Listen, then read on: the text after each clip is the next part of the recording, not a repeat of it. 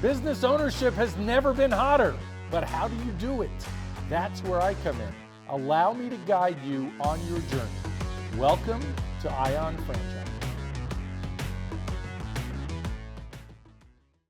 This episode sponsored by SEO Samba. Empower your franchise with predictable results and AI-driven marketing. Up next. And I realized that I really need to help these people out. And you're great at it. In our group, you're such a leader. And, when Jordan was born, there were some difficulties. He wasn't breathing at birth. He had a collapsed lung. I'm going to go out and develop Jordan's cure, and I'm going to figure this out. And like any great father would do, you're having dinners, you're raising money constantly. Right. Little Caesars, you hear that? We got to get you in Boca. Hello, everyone, and welcome back to another fabulous episode of Ion Franchising, and I'm your host, Lance Graulich. So, investing in a business, investing in a franchise is one of the major pillars that I've talked about often in investing. The others are real estate investing and as well Wall Street or the stock market. So today, I have my first special guest talking about wealth building. When I ask people why they want to get into a business, a lot of the answer has to do with building wealth or building generational wealth. Well, here's another way, another layer to build that portfolio and build that wealth, investing in the stock market. Today, I'm bringing my good friend, David Ogman. He's a fraternity brother. Go AEPI, brothers. I know there's a lot of brothers listening right now. AEPI. He is a leader in our group. We have 16,000 brothers in a private group. And David and I are two of the loudest, proudest that want to help people get rich. So David, welcome to the show. Yeah, thanks for having me. This is really great. Well, David, I am looking forward to this. So let's talk about, look, life has plenty of challenges, and we're going to get to your son Jordan and the amazing story and what you are experiencing every day in your life. What an amazing father you are. Let's talk some business. So what is your advice to people? Maybe forego the Taylor Swift tickets that are $5,000 and invest for your kids at a young age in the stock market. What do you say about that? I'm definitely an advocate of saving early and putting the money away, but also investing in yourself. So investing in yourself, that means building a business, buying a business, growing a business, and betting on yourself. Of course, investing in the stock market and the retirement plans and all that, but definitely investing in yourself. I'm a big proponent of that. Skipping the $5,000 Taylor Swift tickets and a $15 hot dog and a $10 soda and $50 parking, it adds up. But not only does it add up, but if you consider what it grows to, it's just a tremendous amount of money. So how many millions of dollars would you have if you took $5,000 tickets that you didn't buy and you invested that in the stock market for about 50 years? Yeah, that's a great question. So I have a young daughter. Say she's 13 years old. She wants these $5,000 Taylor Swift tickets, or $2,500 each. Say it's $5,000 for us to go. If you just take that $5,000 at age 13 and you put it in the S&P 500 and it earns 8% at age 65 for retirement, you would have $2.5 million. You can put that in a Roth IRA and have $2.5 million tax-free in retirement to skip the one concert. And that's just $5,000 a year putting it away. I mean, you can imagine what it would be if you could put away a little bit more than just $5,000. So bet on yourself for sure. So we just solved the problems of the world. Put money away young, and you have millions of dollars later, correct? Absolutely. It is simple, but it does take it takes like willpower, and that's the most difficult part, is the willpower to like understand this but once you start to realize that and understand the power of compound interest, it starts to make a lot of sense. So David, what does that now mean? Because I was one of those guys growing up with a dad that was a wealth manager, and dad passed on before my podcast launched in 2021, sadly. Otherwise, I would have had him as a guest. And the reality is, he taught me to invest young, and I did. I was a dummy and I pulled money out in my 20s because I needed to buy my first house, which really wasn't a good idea. I should have saved my money. But what is your advice? I'm talking to potential business owners, and that's who's listening, either potential business owners or people that are expanding their portfolio through franchising and want to hear some tips and tricks on this show.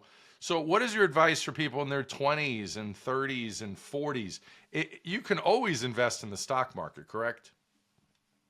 Yeah, absolutely. And, and I was the opposite. I actually learned the difficult way. I learned by not doing it correctly and getting myself in debt with student loans. And my wife had law school loans and I had MBA loans and we didn't have the savings and we were in our, early to mid 30s and trying to figure this out the difficult way. And that's why I'm so passionate about it, because I learned by failing and not investing early. But that's why I'm trying to get the word out to somebody so that they can hear in their 20s how important it is. And hopefully they heed my message if they're not hearing it from parents, or if they don't have a parent or grandparent that was a wealth advisor or CPA telling them this. I hope they hear my word that if they just start putting money in a 401k at whatever first job they have, as little as they can, and try to get the 401k match and maybe put a little more into an IRA at age 20, the power of compound interest is really tremendous. And by the time you're, old like me, in your mid 40s, the money would be tremendous. But then when you're in your 50s and 60s and you're really, ready to think about retirement in your 70s, the money's there. And it's not that difficult if you just start early. That's the most important part, is the starting early. So start early, as you said, is the most important. But even if somebody is in their 40s or even 50s, assuming life expectancy is 77 these days, and hopefully people live way beyond that. But the reality still is, if you're in your 50s or 60s, there's advice that you can give based on, a couple $100,000, whatever they can invest. There's advice you can still give those folks as well, right? Yeah, it's never too late. In your 50s, there's actually catch-up contributions where you can add more to IRAs and retirement plans. So it's never too late. The most important part is really just getting started, and not to say that it's too late, because like you said, if you're in your 50s, yes, your life expectancies, you have another 20, 25 years, and people are living longer than that. So the most important part is just to put the money away, and don't count on Social Security. We don't know if Social Security will be there. We have no idea. Hopefully it will, but you can't count on it. And even if it is there, it's still not going to be enough. Yeah. We all need to supplement. So David, how'd you get into being a wealth advisor in the first place? Yeah. So interestingly enough, I went to the University of Florida, then I got an MBA. I got my Series 7 license, but I ended up early on in private equity, believe it or not, which is very interesting to this conversation because it's about buying and selling businesses. So in private equity, what we would do is I was literally cold calling CEOs of manufacturing and distribution businesses and asking to buy the businesses. And we're going to get into a little bit of this, I guess, on this call. But these business owners weren't really saving money. They were just, they ran their business. They had a manufacturing distribution business. It was like widgets, and that's what they were doing. They weren't really thinking about retirement. But then private equity called them, and they had a huge chunk of money, and they either took the money or they didn't. But we'll get into that. But that's really where I began my business. And then I realized, wow, these guys either were making mistakes because all of their net worth was invested in a manufacturing plant, and they had no savings, they had no retirement, they didn't have insurance. So I said, wow, I got to get onto the wealth planning side and really help these guys out because there's so much to do. So I moved over to the wealth planning side with Morgan Stanley, and I've been doing this for the past 20 plus years. And you're great at it. In our group, you're such a leader. People are asking questions of you constantly in our chat, and then obviously you're on phone calls constantly talking to people. And I know at some point you talked to people that had net worth of 5 million plus, and nowadays you're look, if anybody's listening, I'll put your info in the show notes, and people can reach out to you if they just have a question or two, right? Yeah. So most recently I was on Palm Beach Island working with the millionaires and billionaires with a $5 million minimum account size. and net worths of tens of millions, hundreds of millions, billions of dollars. And then I realized through our fraternity group, where you mentioned there's 16,000 fraternity members, people were reaching out to me and they had 100,000, 500,000, 25,000, or sometimes they had no money and they just wanted to get started. And I realized that I really need to help these people out. And I moved over to Raymond James, where I'm an independent advisor now, and I'm helping out anyone that reaches out to me with any type of question. I give them the same amount of time as I give someone that has $1 million that I give to the kid that's just starting out and has a 401k and wants to know about the allocation, or wants to know, should he start saving because they're having a baby? Should they start saving for a 529 plan? Should they pay off debt and mortgage debt and credit cards and car loans? And it's a mess. And they don't teach you this. Like, I have all these diplomas behind me, but it's crazy. None of these really expensive diplomas, they never even taught you about the stuff that really matters, like mortgage debt, like how to refinance your mortgage when rates are low, or how should you lease a car versus buying a car, and where are interest rates, and student loans, and why not to take out tons of student loans, and how to figure out how to refinance them as well, or how to eat rice and beans to pay down the high interest rate debt. They don't teach you that stuff. So without podcasts like what we're doing today, where do you learn that stuff? Yeah. No, absolutely. And the short answer is, depending on your circumstance, call David. But we'll uncover a couple of those business owner tips in a minute. Let's talk about Jordan, and let's talk about, everybody in life has challenges, and, it takes a lot of courage, a lot of strength, determination, focus, commitment to launch a business. And I talk to people every day, and there's a lot of mindset discussions, if not now, when? Because there's never such thing as good timing in life. But the reality is, you have an extra special challenge that I know you love every day. You don't love that you're in this scenario, but you're the best person for the job, and I respect the heck out of what you're doing. But talk about Jordan, and talk about, that whole scenario there. Yeah, so Stacy and I, we're going on our merry way. Like I said, we graduated school, we met, we paid off debt, we started building a family. We had a healthy daughter, Kira. Then we had a son, Jordan.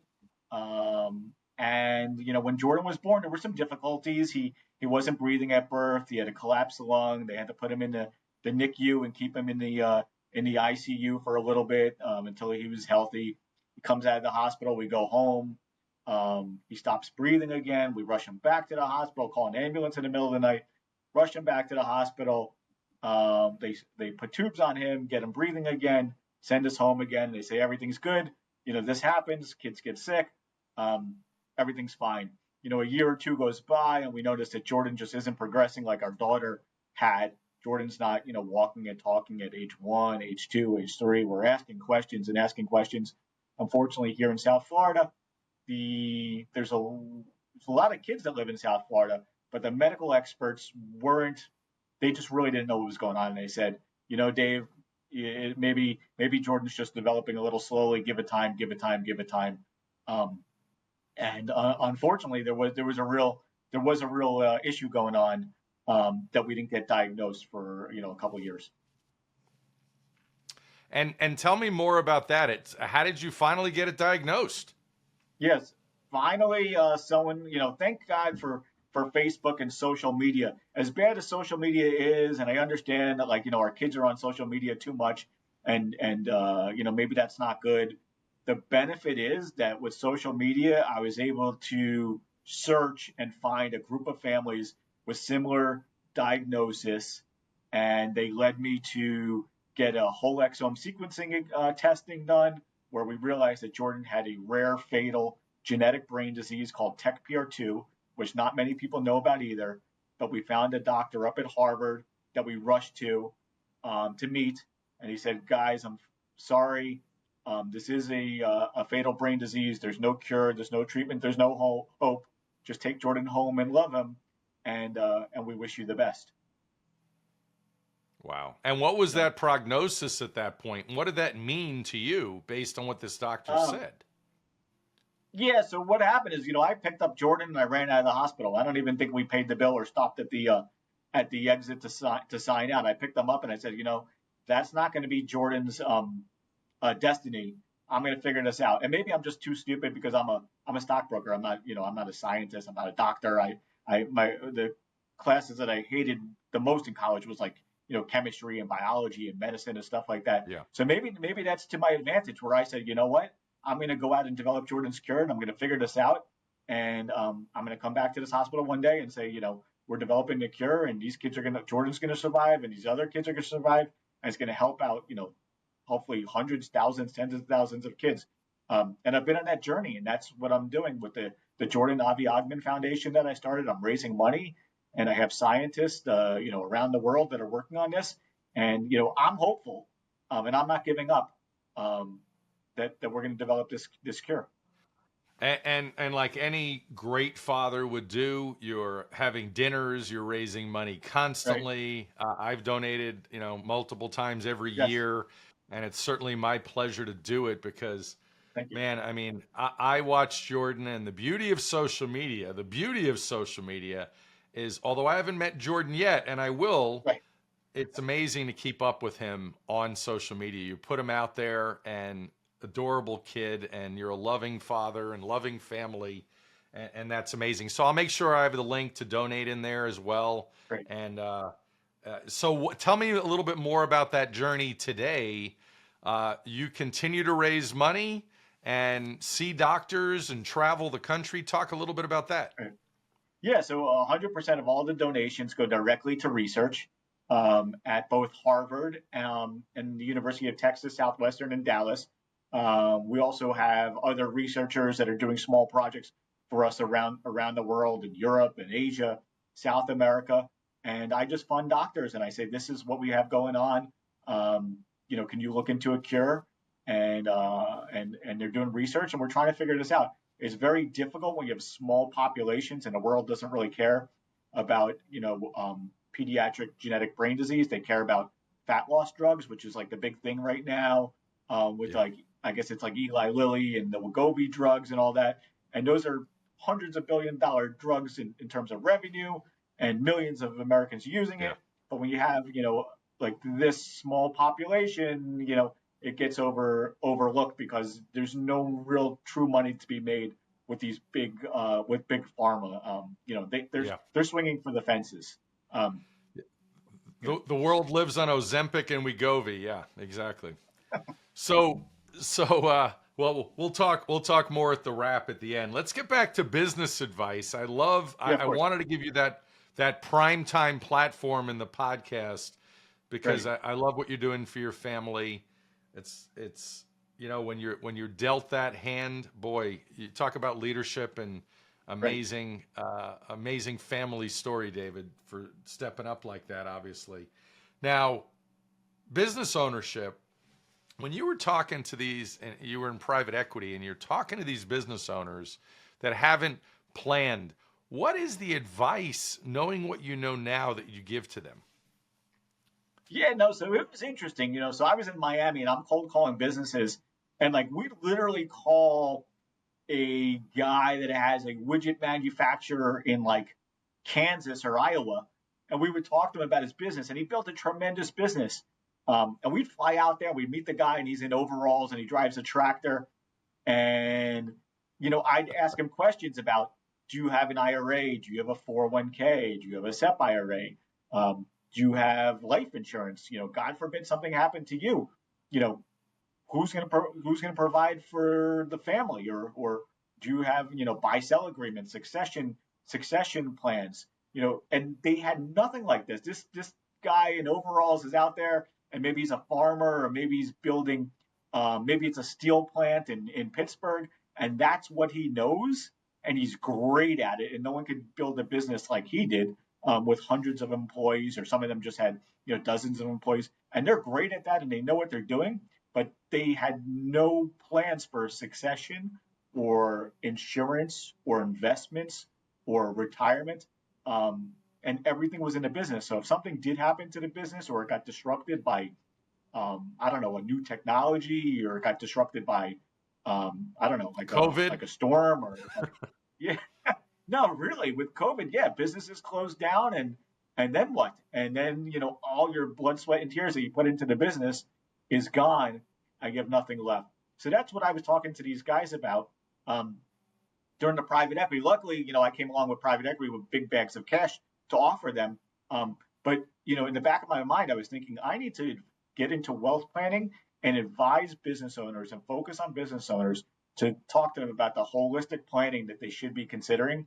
Because again, that's not taught in school. It's probably not taught by the business owner. The business owner never learned this. And I love talking about that kind of stuff.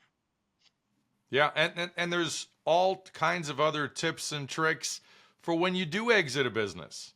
We have a brother that only handles big exits of typically 10 million or more, and he said so many people don't have trusts set up, and there's ways you don't have to pay the max on your taxes and capital gains and what have you. If you have trusts, maybe you still have young kids, you can do trusts for them, and it lowers your tax threshold. But a lot of people don't know this. They exit a business. I have somebody that is exiting a Little Caesars and doing really well. It was like one of the highest volume Little Caesars pizza shops, and they were going to pay max taxes. I'm like, whoa, you better talk to some experts here. Don't sell this business. Reevaluate what you're doing, because you don't want to give all this away to Uncle Sam. Yes, everybody should pay their fair share of taxes. At least that's what I've heard. but we have tax codes that we could legally minimize our taxes, right? You can literally give away money while you're alive to the next generations, and there's gifting limits. But yes, you can gift money, you can gift shares of the business. There's definitely things that you can do. By the way, we don't have a Little Caesars here in Boca. I've always wondered why we don't have a Little Caesars. I might just take you up on that offer and open a Little Caesars franchise here in Boca. David, in Boca, it's all former Easterners that want true New York pizza. Although I do love my Little Caesars. It's cheap. The big thing here is like the artisanal $45 pie. I came from New Jersey where I just ate where pizza was pizza. But yeah, in Boca, it's a whole different world of the Little pizza. Caesars. You hear that? We got to get you in Boca. So, David, other advice for future business owners is it's like the cart before the horse. How do you, like, I wished I stayed on Wall Street because that's where I started. I wished I stayed there longer, because when I launched my business as an entrepreneur in restaurants and franchises, I didn't have all my own money. I didn't spend enough time at a job to make that money. So kind of what's your advice? Does it stay at the job and build up the 401k? And that, I mean, what is the timing that you advise? Yeah, you know what? It's kind of a plug for you, but it's very true, is that I think that people should look into business ownership, but they shouldn't just open a business and do it on their own. They need to go with a franchise with a proven model and a business plan. It is so difficult. Speaking of the pizza place, there are so many pizza places that open and they close just a few months later. You can't just open a business and think it's going to go well without having a proven system of where to get the ingredients, of how to hire employees, how to train employees. I mean, I don't really know the intricacies. That's what you're the expert in. But having a business, a franchise where there's hundreds or thousands of locations already of proven success, the percentage of that working is so much greater. You all hear about like the restaurant, they say like 95% of restaurants fail. But that's if you open a restaurant and just do it on your own. But 95% of McDonald's don't fail, or whatever restaurants chains that you represent.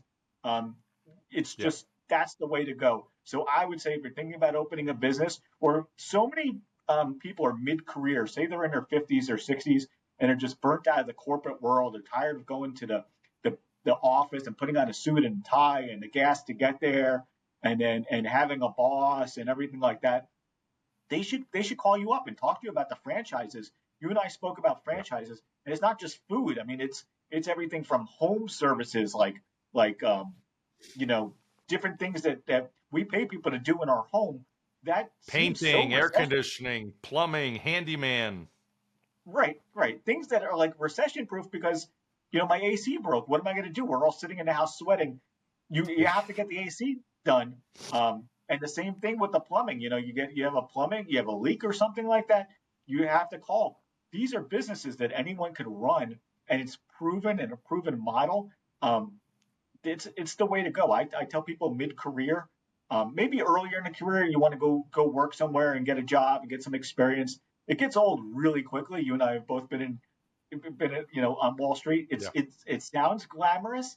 I think it's more glamorous to be a business owner, and not be so stressed and have a proven business model from a franchise, with revenue, and they show you how to create cash flow. That's more exciting than being stressed as a mid-career person, always wondering if you're the next person with a layoff like they have at Boeing or any of these places. You get a pink slip one day, and then it's like, what do you do? As a business owner, you don't have to worry about that. Yeah, everybody today wants to control their destiny. And it's interesting, David, because years ago, my clientele were 50-year-old men that were tired of their corporate job. I have more 25, well, it's really like 28 and above seems to be my sweet spot. A lot of guys in their mid-30s, all looking for businesses, and they're using either family money, or maybe they got a little bit lucky and worked hard for the first 10 years and saved. I have a guy that's 29 getting into a brand called Top Rail Fence. Great guy, smart guy. He's already managed people and had leadership roles. And the SBA gives you money, right? That's crazy. The SBA. And that's music to your ears. Take some leverage, get into a business. And David, correct me if I'm wrong. One other tip here I want you to share with people. If you're young and you left your job early and you don't even have much in a 401k, if anything, you could start your own 401k when you're 32 years old as a small business owner for your team, correct?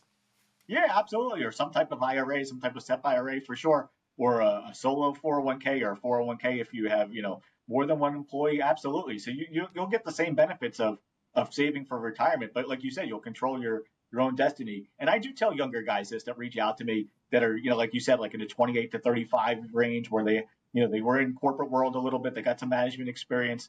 And now they want to do something else. Yeah, absolutely. Especially if you have OPM, other people's money, such as SBA, to start the business. You don't need, $500,000 or $2 million in cash. There's ways to do it, or take out, bank loans, or maybe there's the franchise that offers financing. There's so many ways to do it, and then you can open a business, and you'll have flexibility in your life. So when you have kids, you can go to their soccer games, you can go to their